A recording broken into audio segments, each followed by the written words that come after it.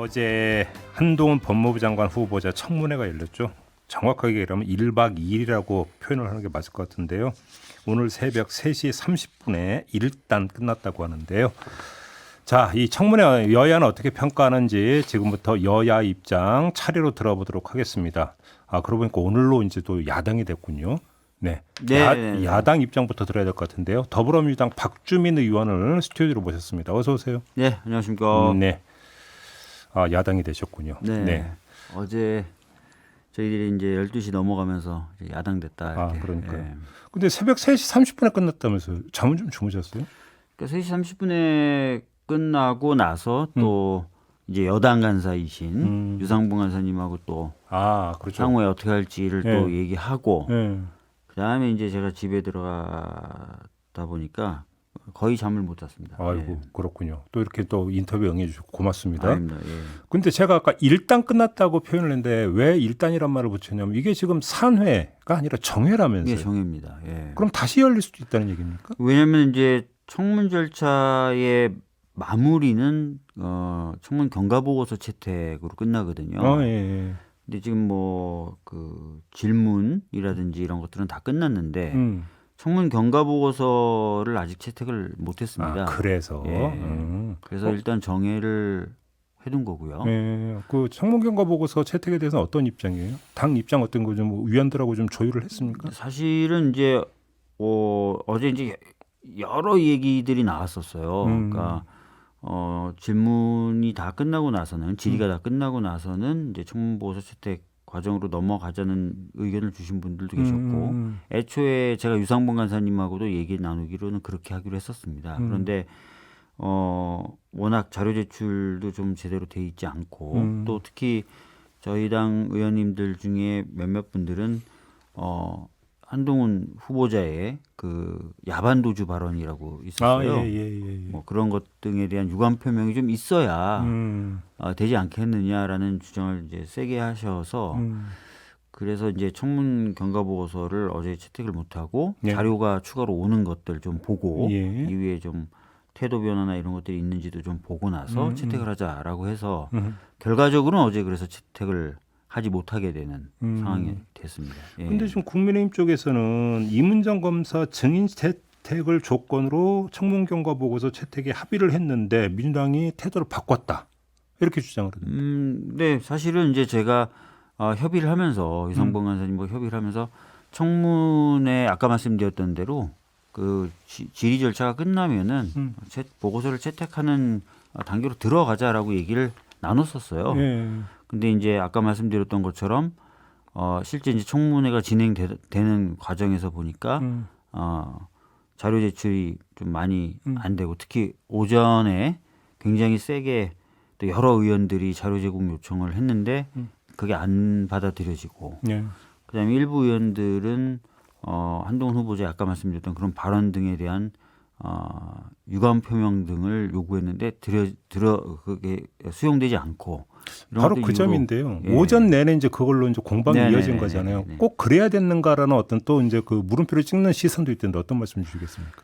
그러니까 사실 이제 한동훈 후보자의 여러 가지 의혹들을 좀 규명을 하고 싶으면 사실 자료가 있어야 되는 겁니다. 그리고 뭐 저희가 수사권이 있거나 그런 건 아니어서 기관들이 제출하는 그런 여러 자료가 있어야만 그런 걸 할 수 있는데 자료 제출이 참 안 됐어요. 그래서 그것들 좀 강하게 요구를 하게 된 거고요. 뭐 예를 들어서 한동훈 후보자가 지금 전세를 들어 사는 그 타워팰리스 경우에 처음에 이제 살았던 곳은 이제 삼성이 소유했던 곳이고 두 번째로 현재까지 살고 있는 곳은 또 골드만삭스 사내 이사가 소유한 곳인데 이게 이제 제대로 그 어떤 전세 대금에 대한 지불이라든지 이런 게 있었는지가 계속 의문점이었는데 사실 그런 거는 이제 통장 사본만 보여줘도 되는 것 아니겠습니까? 그렇죠. 이제 그러니까 전세 보증금 보내준 내용, 보내준 내용만 그런 것조차도 이제 제공이 안 되다 보니까 저희들로서는 아주 초보적이고 기초적인 것도 왜 안 냈다고 뭐라고 주장을 했습니까? 한동훈 후보자는? 뭐 개인 정보나 뭐 이런 등등의 이유였죠. 예. 아, 그래요? 알겠습니다. 아무튼 근데 이제 어제 그 청문회 이제 오후부터 이제 그 본격적으로 이제 그 질의 뭐 대답이 이어졌는데 여기서 이제 몇 가지 갈래가 있었던 게 일단 가장 뜨거웠던 의혹은 딸의 이른바 스펙 쌓기 의혹이었잖아요. 네, 예. 관련해서 지금 어느 정도로 이게 이제 그 추궁이 있었고 해명이 있었는 거에 대한 평가가 좀 돼야 될 것 같은데 네. 일부에서는 민주당 일부 의원이 이른바 헛발질을 했고 별로 준비가 안 된 것 같다라는 혹평도 있습니다. 간사로서 어떤 말씀 주시겠습니까? 뭐 몇몇 의원분들이 이제 자료를 조사하고 사실관계를 확인하는 과정에서 좀 오류가 있었던 부분도 있었습니다. 네. 그러나 거의 대부분의 자료를 제공하지 않는 상황이었어요. 심지어는 뭐 학적이라든지 이런 것조차도 전혀 제공이 되지 않는 그런 상황에서 저희들이 진짜 아주 어두운 그 상황에서 좀 더듬어 나가는 그런 상황이었는데, 그렇지만 대부분의 어떤 스펙 쌓기 부분에 있어서 저희들이 점검을 좀 했다고 보여지고요. 그 과정에서 이제 뭐 편법이라든지 네. 탈법 이런 부분에 대한 지적들도 이어나갔었죠. 그러면 예를 들어서 이제 편법 탈법을 말씀하셨으니까 법과 연결될 수 있는 의혹이 있다고 평가를 하십니까? 우선은 뭐 그 저작권법 위반이 될 만한 부분들은 있었죠. 예. 그러니까 본인의 순수한 창작물이 아니라 다른 사람의 창작물을 가져다 썼으면서 그거를 또 출간하고 이런 식의 이제 행위를 했다라고 의심받을 만한 부분들. 대필 의혹은 어떻게 보세요? 그다음에 대필 의혹도 있었고요. 또 스펙 쌓기 중에 뭐 그 시상 내역이라든지 이런 부분들 이런 것들도 저희들이 봤을 때는 좀 의문스러운 점들이 있어서 그런 것들 문제 제기했었죠. 그러면 예. 편법과 탈법이라고 판단하신다면 뭐 장관 임명장을 주고 말고의 문제를 떠나서 이건 수사가 필요하다고 보시는 겁니까? 사실 뭐 그 일부 이제 사적인 어떤 그 회사나 이런 데서 주최하는 그런 시상식 같은 데서 상을 받은 케이스들이 있더라고요. 네. 근데 그런 케이스들 같은 경우에는 이제 일부 의원들이 이거 업무방해 아니겠느냐, 뭔가 허위의 경력이나 이력으로 상을 받았으면 어허. 그런 문제 제기도 있긴 있었는데 조금 더 들여다볼 필요는 있겠죠. 업무 예. 방해가 성립되는 어딘가 뭐 입시용이든 뭐가 되든 제출이 돼야 되는 거 아닌가요? 그러니까 무슨 상을 받는데 본인이 이제 이런 일을 했다라든지 이런 것들을 허위로 내면서 이게 업무 방해가 되지 다시 않습니까? 말해서 어떤 그 수상 사실 자체에서 뭔가 허위가 있을 수 있다 이 말씀이십니까?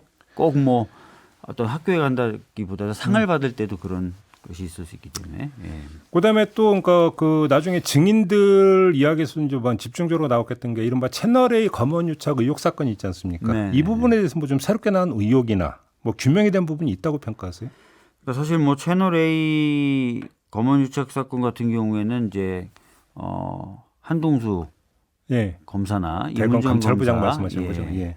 대상으로 한 증인 신문 과정에서 그 당시 이제 윤석열 대통령이 굉장히 각별하게 여기는 한동훈 후보자를 어떤 식으로 보호하려고 했는가 뭐 이런 취지의 이야기들이 계속 나왔었죠. 예. 그래서 저희로서는 그 당시까지는 느끼지 못했었던 또 알지 못했었던 당시 어떤 대검의 분위기, 대검의 상황 네. 이런 것들을 들을 수 있었고 예. 하여튼 한동수 감찰부장 이야기로 하여튼 그 당시 여러 가지 분위기들은 훨씬 더 자세히 좀 알 수 있게 된 것 같습니다. 근데 한동수 감찰부장 같은 경우 이게 강요 미수 사건으로 기소를 할 게 아니라 선거법 위반으로 기소를 했어야 되는 거 아니냐 이런 의견을 내놨죠. 네. 어제 청문회장에 어떻게 보세요? 실제로 이제 선거 관련된 방해의 목적이나 이런 것들이 있었다고 볼 수도 있는 상황이지 않습니까? 그 당시 상황이. 예. 그렇기 때문에 그럴 수도 있었겠다라는 생각이 들기도 했었습니다. 예. 그러면 그럼에도 불구하고 강요 미수 사건으로 적용해서 기소를 한 데에는 뭔가를 비껴가고자 하는 의도가 거기 깔려 있었다고 봐야 되는 겁니까? 어떻게 봐야 되는 겁니까? 그것까지는 뭐 저희가 좀 바로 그렇게 판단하기는 좀 어려울 것 같고요. 예. 이번에 이제 뭐 그런 얘기들이 나왔으니까 실제로 그런 부분이 있었는지에 대해서는 조금 더 저희가 추후에 네. 좀 살펴볼 필요는 있을 것 같습니다. 예. 알겠습니다. 아무튼 그 청문 경과 보고서 채택 문제에서도 어느 정도는 묻어 있는데 다시 한번 확인차 그럼 질문을 드리겠는데 네. 어제 청문회가 오늘이죠. 끝나고 민주당 의원들끼리 얘기를 나눠보시긴 했습니까 혹시? 이제 끝나고는 너무 늦게 끝나가지고 얘기를 못 나눠봤고요. 이제 중간 중간에 정해 시간이라든지 이럴 때 이야기를 나눠봤는데 대부분의 이제 위원들이 하는 얘기는 이런 거예요. 그 너무나 자료 제출이 안 돼 있었고 또 서면 질의에 대한 답변도 정말 간단하게 왔거든요. 거의 한 줄짜리 답변이 많았거든요. 예. 그리고 청문회장에서의 답변도 보면은 저희들이 어떤 질문하는 것을 약간 좀 이렇게 회피한다든지 정면으로 이제 답변하는 것이 아니라 이런 것들이 많았기 때문에 이런 과정을 거친 후보자를 청문회를 진짜 거친 후보자라고 볼 수 있겠느냐 뭐 이런 얘기들이 좀 나오긴 나왔었습니다. 그러니까 장관 임명장을 주면 안 된다 이런 입장입니까? 좀 부적격이 아닌가라는 의견이 좀 많았던 것 같습니다. 예. 알겠습니다. 모신 김에 짧게 이거 하나만 좀 그 다른 사안인데 여쭙고 마무리할게요. 네, 지금 네, 네. 후반기 원구성에서 법사위원장 자리 있잖아요. 네. 민주당이 맡아야 되는 겁니까? 그 판단은 아마 지금 원내 지도부 차원에서 하고 있는 것 같은데요. 예. 정확히 그리고 구체적으로 어떤 판단을 하고 있는지는 모르겠습니다. 예. 그래요. 예. 그러니까 원내 수석하고 이제 저희가 인터뷰했는데 이제 민주당이 맡아야 된다는 취지로 답변을 하더라고요. 그 박홍근 원내대표도 비슷한 발언을 이미 한 바가 있지 않습니까? 혹시 법사위 위원들하고는 공유가 안 된 내용입니까? 네, 뭐 특별히 저희들하고 얘기 나누고 있는 부분은 알겠습니다. 아닙니다. 예. 마무리할게요. 고맙습니다, 네, 의원님. 가겠습니다. 네, 더불어민주당 박주민 의원이었습니다.